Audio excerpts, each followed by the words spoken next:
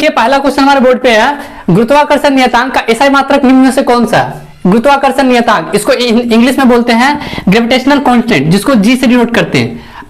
इसका एसआई मात्रक निकालना, तो एसआई मात्रक निकालने से पहले मैं इसका फॉर्मूला लिख देता हूं आप लोग सामने। आपको ये पता होगा F is equal to G m1 into m2 by r square. ये एक फॉर्मूला होता है यूनिवर्सल ग्रेविटेशनल कांस्टेंट, इसके बारे में आपको पता होगा। हमको ये फॉर्मूला चाहिए, तो इस फॉर्मूला को इसका वैल्यू चाहिए, इसका एसआई मात्रक कैसे निकालते हैं? तो F G is equal to F into r square by m1 into m2। अब जी का हमको चाहिए एफ, फोर्स का एसआई यूनिट क्या होता है? न्यूटन, और आर होता दो पिंड है, दो वस्तु है, उसके बीच की दूरी को आर, मतलब आर से डिनोट करते हैं, उसके बीच के डिस्टेंस को आर से डिनोट करते हैं। तो हम लोग इसको मीटर में करते हैं, मीटर स्क्वायर। और मास m1 m2, मास को क्या होता है एसआई यूनिट? केजी होता है, तो केजी इंटू केजी। इसका एसआई मात्रक क्या निकल जाएगा? Newton metre square.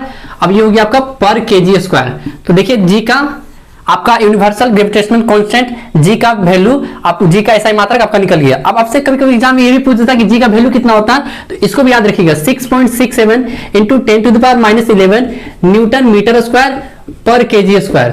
देखिए ये था आपका आंसर। अब आप ऑप्शन देख लीजिए कौन सा ऑप्शन, ऑप्शन नंबर डी आपका करेक्ट है। चलिए नेक्स्ट क्वेश्चन पे चलते हैं। तो चलिए हम लोग दूसरे क्वेश्चन की ओर देखते हैं। क्वेश्चन हमारा, एक बस अपना वेग 36 किलोमीटर प्रति आवर से 72 किलोमीटर प्रति आवर 10 सेकेंड में कर लिया, इस दौरान इसका त्वरण की गणना करें। तो आप लोग पता है ये प्रारंभिक वेग है, ये अंतिम वेग है। प्रारंभिक वेग को हम लोग किससे डिनोट करते हैं? यू से डिनोट करते हैं। यू इज इक्वल टू दिया हुआ 36 किलोमीटर पर आवर, और हमारा भी दिया हुआ है 72 किलोमीटर पर आवर। अब क्वेश्चन को ध्यान से देखिएगा, हमारा टाइम जो दिया हुआ है, टाइम क्या में दिया हुआ है? टाइम हमारा सेकेंड में दिया हुआ। तो फर्स्ट ऑफ ऑल हम क्या करेंगे, इसको ये किलोमीटर पर आवर से इसको मीटर पर सेकेंड में चेंज करेंगे, कन्वर्ट करेंगे। तो याद रखिए कैसे चेंज करना है इसको। 36 किलोमीटर से कहां जाना हमको? किलोमीटर पर आवर से मीटर पर सेकेंड में जाना है। तो इसका एक रेशियो होता है 5/18। अगर किलोमीटर से मीटर में जाना है तो 5/18 से आप उसको मल्टीप्लाई कीजिए। अगर मीटर पर सेकेंड से किलोमीटर में जाना है तो उसको 18/5 से कीजिए। देखिए एक ट्रिक बताते हैं याद करने का। आप गौर कीजिए, यहाँ किलोमीटर बड़ा है और मीटर छोटा होता है। तो अगर बड़ा से छोटा में जा रहे हैं तो ऊपर जो हमारा नंबर होगा वो छोटा होगा, और अगर हम छोटा से बड़ा की ओर जा रहे हैं तो ऊपर जो हमारा नंबर रहेगा वो बड़ा होगा। तो हम क्या करेंगे, हमको किलोमीटर पर आवर से मीटर पर सेकेंड में जाना है, तो हम क्या करेंगे, इसको 5/80 से मल्टीप्लाई करेंगे तो हमारा 18 2 जा 36, 5 2 जा 10। तो यू का वैल्यू कितना आ गया? 10 मीटर पर सेकेंड। इसी तरह भी को चेंज करेंगे तो भी कितना आ जाएगा? भी है 72 इंटू 5/18। इसको काटिएगा तो 4 बार में आपका ये कट जाएगा, और भी आपका आ गया 20 मीटर पर सेकेंड। अब आपको एक्सेलरेशन, त्वरण का फॉर्मूला पता होगा, फाइनल वेलोसिटी मतलब अंतिम वेग माइनस प्रारंभिक वेग बटा टाइम। तो ए कितना निकल जाएगा? भी कितना हमारा है? 20 है। यू कितना हमारा? 10 है। टाइम हमारा 10 दिया हुआ, घटाने पे आया 10/10, कट क्या गया? 1। और एक्सेलरेशन जो त्वरण का एसआई मात्रा क्या होता है? मीटर पर सेकेंड स्क्वायर। तो आपका 1 मीटर पर second square, option number D सही है। चलिए नेक्स्ट क्वेश्चन की ओर देखते हैं। तो चलिए तीसरा क्वेश्चन हमारा, किसी पिंड का भार, वेट, भार को हम लोग इंग्लिश में क्या बोलते हैं? वेट। एक चीज आप लोग याद रखिएगा, भार और आपका द्रव्यमान, वेट और मास दोनों में डिफरेंस चीज है, उस चीज को याद रखिएगा। तो किसी पिंड का भार, ऑप्शन सदिश राशि है, अदिश राशि है, स्थान के अनुसार बदलता है, या सभी जगह समान होती है, उपयुक्त में से कोई नहीं, उपयुक्त में से एक से अधिक। तो देखिए वेट जो आपका है ये तो आपको पता ही है, ये स्थान के अनुसार क्या होता है? बदलता है। आप अगर यहाँ हैं तो आपका वेट कुछ और होगा, आप अगर चांद पे चले जाइएगा तो वहां वेट आपको कुछ और होगा। लेकिन मास जो हमारा द्रव्यमान होता है वो चेंज नहीं होता। आपका मास जो यहाँ है, आप चांद पे भी चले जाइए, मास आपका वैसा ही रहेगा, मतलब सेम मास रहेगा। अब देखिए वेट कैसा क्वांटिटी है? सदिश राशि है। सदिश राशि इंग्लिश में बोलते हैं वेक्टर क्वांटिटी। वेट यहां लिख देता आपको वेक्टर क्वांटिटी, हिंदी में इसको बोलते हैं सदिश राशि। सदिश राशि वेक्टर क्वांटिटी में क्या होता है? वेक्टर क्वांटिटी उसको बोलते हैं जो भी नंबर हमारा उसमें as well magnitude as well as direction, मतलब जिसमें परिमाण भी हो और दिशा भी हो, उसको बोलते हैं वेक्टर क्वांटिटी। तो वेट में आपका क्या होता है कि वेक्टर क्वांटिटी है, इसमें परिमाण भी होता है और दिशा भी होता है।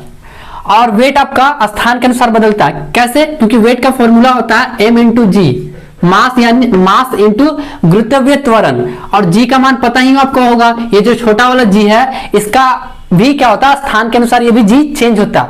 अगर आप लोग ये देखे होंगे अर्थ का इक्वेटर पे जी का मान कुछ और होता है, पोल पे जी का मान कुछ और होता है, तो जी भी स्थान के अनुसार बदलता है, उसी अनुसार वेट भी हमारा क्या होगा, स्थान के अनुसार बदलेगा, और ये वेक्टर क्वांटिटी है।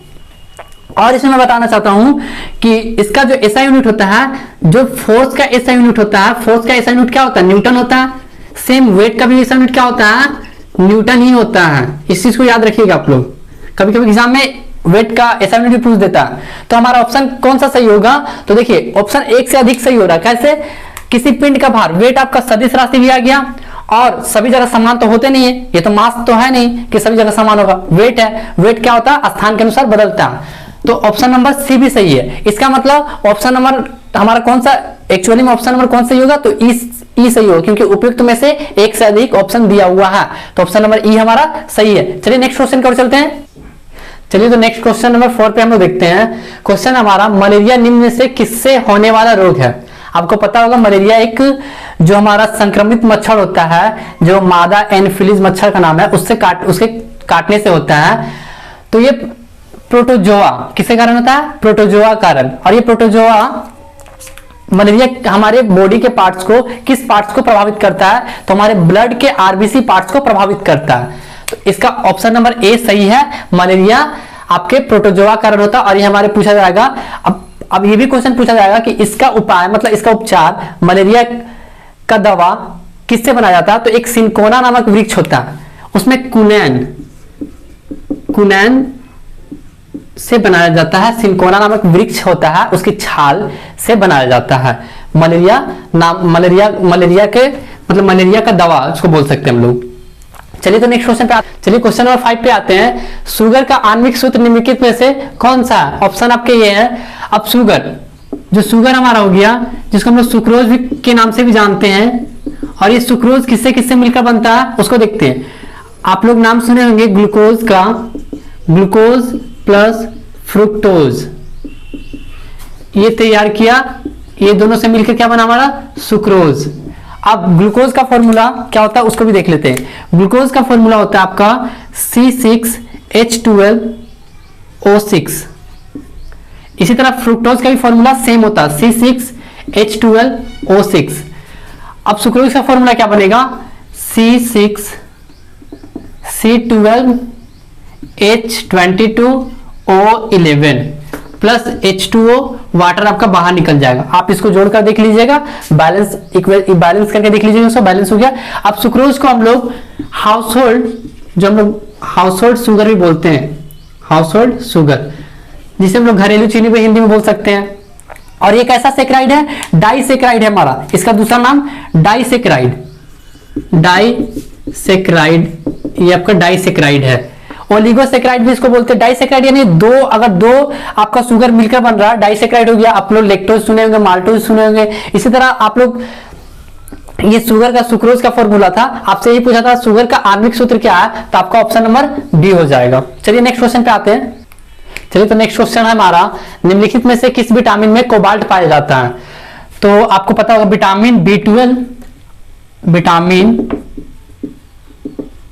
B12 इसमें हमारा क्या होता है, कोबाल्ट पाया जाता है। इसका केमिकल नाम क्या होता है, रासायनिक नाम क्या होता है इसका,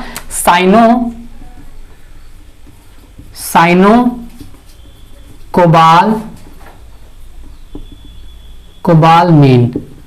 इसी से आपका देखिए एक शब्द निकल रहा है कोबाल, इसको हम पूरा क्या करेंगे, कोबाल्ट। इसका रासायनिक नाम होता है हमारा साइनोकोबालमीन, विटामिन B12 का। नेक्स्ट क्वेश्चन हमारा, गुरुत्वीय जी का स्थिरांक जी के सापेक्ष है। तो देखिए ये जो जी दिख रहा है इसका मान भिन्न होता है। क्यों होता है भिन्न, क्योंकि पृथ्वी का आकार हमारा अलग अलग होता है। अलग जैसे एक पृथ्वी है, ये आपका क्या होता है, इक्वेटर यानी भूमध्य रेखा, और ये आपका होता है पोल यानी ध्रुवीय रेखा। तो हमारा जी का मान इक्वेटर पे कम होता है और पोल पर ज्यादा होता है। और जी और इस जी में दोनों में संबंध क्या है आपका देखते हैं। ये संबंध होता है G m/r², ये होता है संबंध। और m यहां पर क्या हो जाएगा आपका मास ऑफ अर्थ, पृथ्वी का द्रव्यमान, और r हो जाएगा पृथ्वी का दूरी, इसका रिलेशन होता है। तो ऑप्शन नंबर, इस हिसाब से हमारा ऑप्शन नंबर बी सही है। और इसमें एक चीज और जान लीजिए, ये जी का मान मैंने आप लोगों को बताया अभी 6.67 into 10⁻11 Newton metre square per KG square. अब क्वेश्चन में आपसे ये भी पूछा जाएगा कि ये जो छोटा जी है, जिसको गुरुत्वीय त्वरण भी बोलते हैं हम लोग, इसका मान इक्वेटर पे कम होता है और पोल पर ज्यादा होता है, यानी भूमध्य रेखा पर न्यूनतम होता है और आपका ध्रुव रेखा पर सर्वाधिक होता है। चलिए नेक्स्ट क्वेश्चन की ओर बढ़ते हैं। नेक्स्ट क्वेश्चन है, पृथ्वी का पलायन वेग होता है, escape velocity of earth. Escape velocity of earth कितना होता है हमारा 11.2 किलोमीटर पर सेकेंड।